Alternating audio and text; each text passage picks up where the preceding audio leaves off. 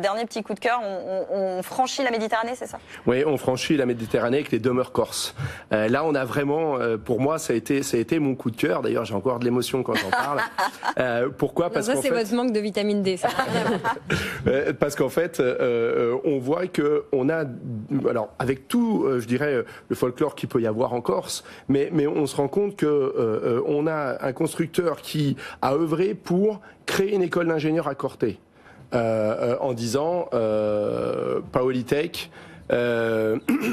Polytech, en fait, c'est une école d'ingénieurs qui a été créée à Corté. Pour qui? Pour ces jeunes, en fait, du secteur, qui apprennent justement la construction. Lui s'est dit, moi, je vais aller encore plus loin.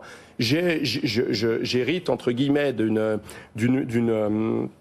actif familial où j'ai 20 ayants droit. C'est mon devoir de rénover dans mon village cette maison pour justement montrer aux jeunes ce que l'on peut faire, tout ça.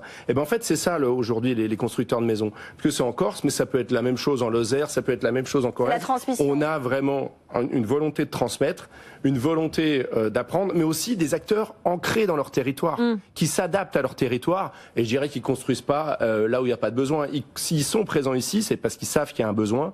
Et voilà, donc les demeures. Ce projet-là, je me souviens, il disait que ça avait amené aussi d'autres dans le secteur à lancer leur propre projet de rénovation. Donc il y avait une espèce de cercle vertueux en fait. Exactement, parce qu'on l'a vu, quand on regardait les toits un petit peu autour, dans ce petit village de quelques âmes, et ben en fait il y a des rénovations qui se sont faites en disant c'est un devoir de conserver de la vie dans ces villages-là. Et là c'est un réel coup de cœur.